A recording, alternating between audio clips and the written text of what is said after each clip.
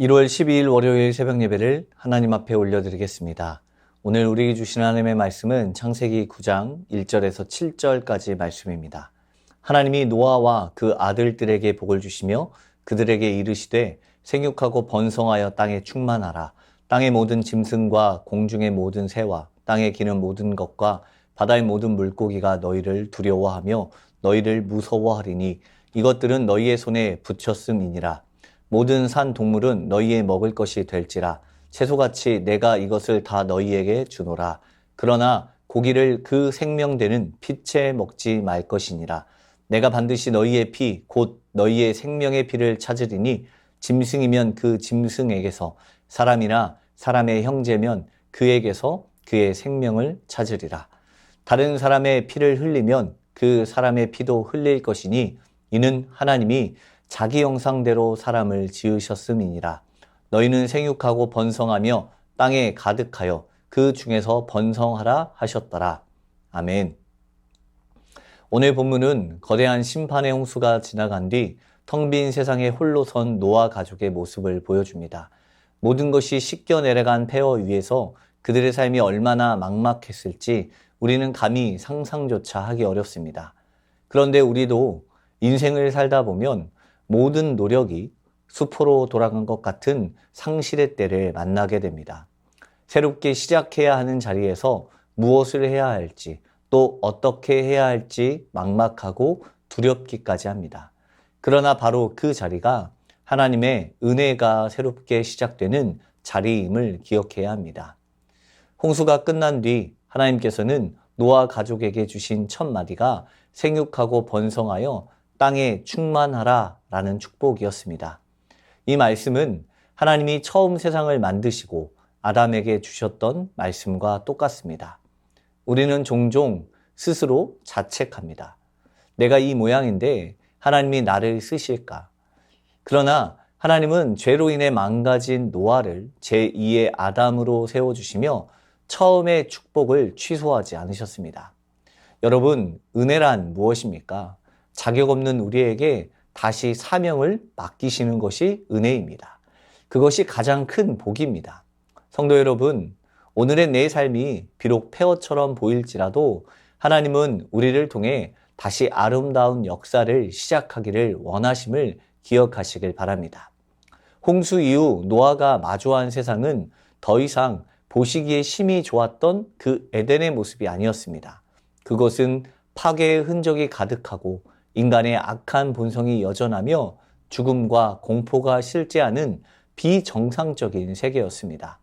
그러나 하나님은 이 위태로운 현실 속에 우리를 홀로 두지 않으시고 타락한 인간의 수준에 맞춰 세밀한 은혜의 장치들을 마련해 주셨습니다. 그 첫 번째가 우리의 연약함을 배려한 허용된 은혜입니다. 하나님은 홍수 이후 척박해진 환경 속에서 인간의 생존을 위해 육식을 허락하셨습니다. 이는 단순한 식생활의 변화가 아닙니다. 아담과 하와에게 가죽옷을 지어 입히신 사건과 맥을 같이 하는 은혜의 허가입니다. 둘째로 질서를 지키기 위한 보호의 방편을 두셨습니다. 동물들이 인간을 두려워하게 된 것은 창조 본래의 모습은 아니지만 죄로 인해 영적 권위를 상실한 인간이 공격으로부터 생명을 보존할 수 있도록 하신 하나님의 조치였습니다. 또한 살인에 대한 엄격한 법을 세우신 것은 죄가 가득한 세상이 파국으로 치닫지 않도록 막으신 보호의 울타리였습니다. 이 법들은 완전한 질서를 위한 것이 아니라 무질서한 세상을 지탱하기 위한 응급조치와 같은 은혜였습니다. 그리고 세 번째로 하나님의 주권을 기억하게 하는 겸손의 은혜를 주셨습니다. 고기를 피채 먹지 말라라는 명령은 생명의 주권이 하나님께 있음을 기억하게 하십니다. 우리는 이 세상의 주인이 아니라 하나님의 뜻을 따라 살아가는 청지기입니다. 피를 멀리하며 생명을 경외하는 태도는 우리가 하나님의 주권 아래 있을 때 가장 안전하고 존귀하다라는 사실을 일깨워 줍니다. 본문은 또한 우리에게 선포하고 있습니다. 그 선포의 내용은 심판 이후에도 인간 안에는 하나님의 형상이 여전히 남아있다는 것입니다. 죄가 하나님의 형상을 완전히 지워버리지는 못했습니다. 그러나 이 형상은 죄로 인해 오염되었기 때문에 회복이 필요합니다. 성령은 우리를 그리스도 안에서 새로운 피조물로 빚어가시길 원하십니다. 성령의 인도를 받는 성도는 단순히 도덕적인 사람이 되는 것이 아니라 하나님의 형상을 따라 더 온전하고 진정한 인간이 되는 길을 걷게 되어집니다. 그것은 내 힘이 아닌 성령께서 우리 안에 그리스도의 성품을 인도하시는 변화의 과정입니다. 이 변화의 핵심은 청지기의 삶을 깨닫는 것입니다. 피조물의 삶은 내 인생은 나의 것이라는 독립선언, 이것을 버려야 합니다. 대신 세상을 하나님의 뜻대로 관리하는 하나님의 관리인으로서 사명을 깨닫고 그에 맞는 삶을 살아가야 하는 것입니다. 성령의 인도함을 받는 사람은 자신의 시간, 물질, 생명을 자기 만족을 위해 쓰지 않고 오직 주인이신 하나님의 명예와 유익을 위해 관리하는 청지기적 영성을 실천하는 이들입니다. 하지만 타락한 세상은 자주 우리를 절망하게 만들어갑니다. 어차피 끝날 세상 뭘 해도 소용없다는 생각에 빠지게 합니다. 그러나 성령 하나님은 이 절망의 구름 속에서 우리를 끌어내어 하나님의 신실한 약속, 곧 무지개를 바라보게 하십니다. 성령의 이끄심은 우리에게 순종의 믿음을 주십니다. 내일 세상이 끝날 것 같은 상황 속에서도 오늘 하나님의 형상을 닮은 자로서 나에게 맡겨진 책임을 다하게 하는 소망의 능력을 공급해 주십니다. 또한 하나님은 타인의 생명을 해치는 자에 대해 그 피를 찾겠다고 하셨습니다. 그 이유는 그 사람 안에 하나님의 형상이 있기 때문입니다. 성령은 우리로 하여금 주변의 연약한 이들, 심지어 태아와 같은 작은 생명 안에서도 하나님의 형상을 발견하게 하십니다.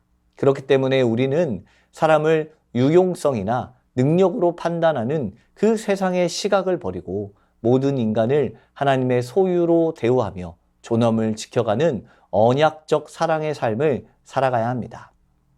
성령의 이끄심을 받는 성도는 망가진 형상 속에서도 나를 포기하지 않으신 하나님의 은혜를 기억합니다.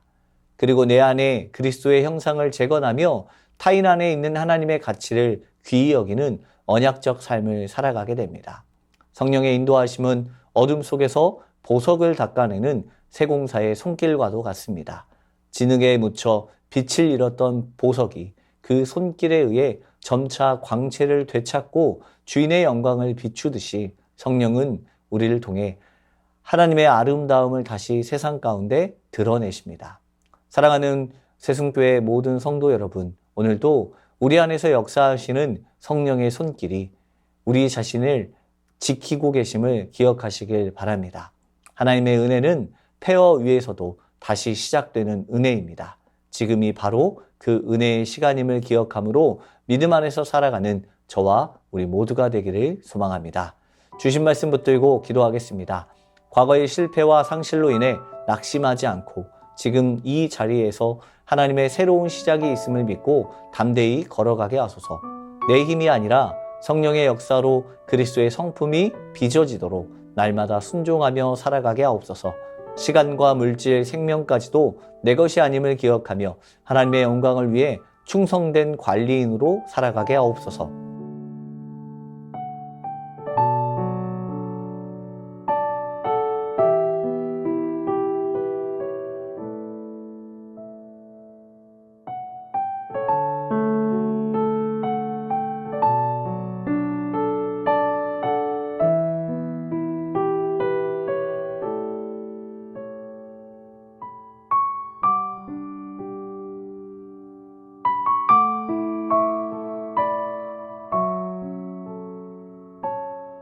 나라와 민족을 위해서 기도합니다.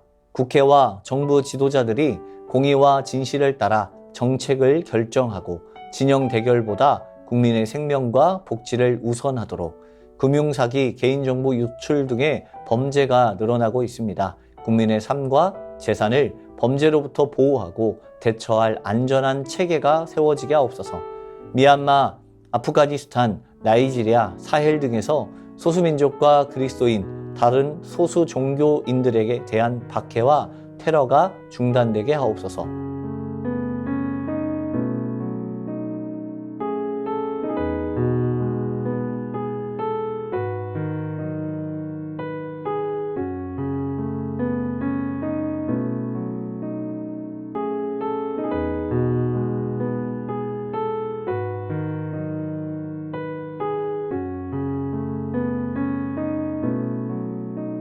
교회를 위해서 기도합니다. 청소년부 겨울 수련회를 통해서 그리스도인의 참된 정체성을 깨닫게 하시고 믿음의 자녀로 바르게 자라가게 하옵소서. 삶의 고난 가운데 낙심한 이들을 불쌍히 여겨주시고 위로하여 주옵소서. 하나님의 사랑과 믿음 안에서 다시 일어설 용기를 허락하여 주옵소서. 담임 목사님과 부교육자 모든 중직자들이 자신의 생각이 아니라 성령께서 이끄시는 대로 살아가게 하시고 삶의 모든 자리에서 겸손히 순종하게 하옵소서.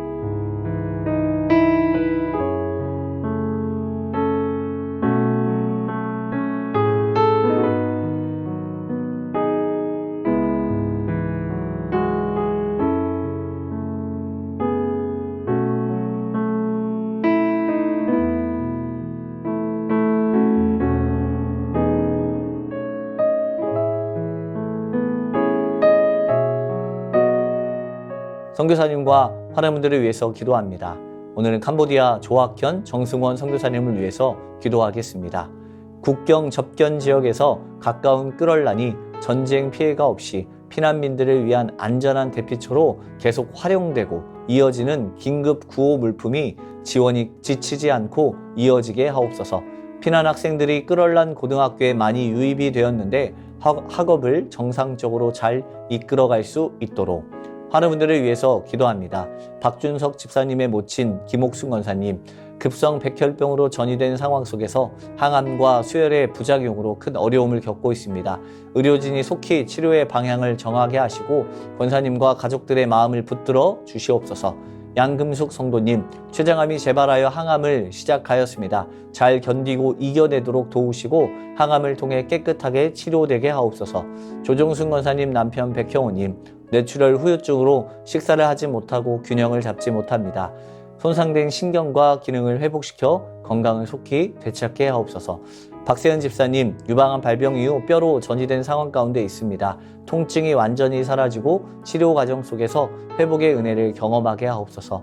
권우순 권사님, 진행 중인 항암 치료가 계속 효과를 나타내어 암세포가 완전히 사라지고 면역력이 증가하여 모든 치료를 잘 감당하게 하옵소서. 노성빈 형제님, 크론병으로 8주에 한 번 주사제 치료를 이어가고 있습니다. 부작용이 생기지 않도록 보호하여 주시고 소장의 모든 염증이 사라지게 하옵소서. 이 외에도 수술 이후 회복 중에 계신 분들과 어려운 가운데 있는 분들을 위해서도 함께 기도하길 원합니다. 선교사님과 환우분들을 위해서 기도하다가 자유롭게 기도하겠습니다.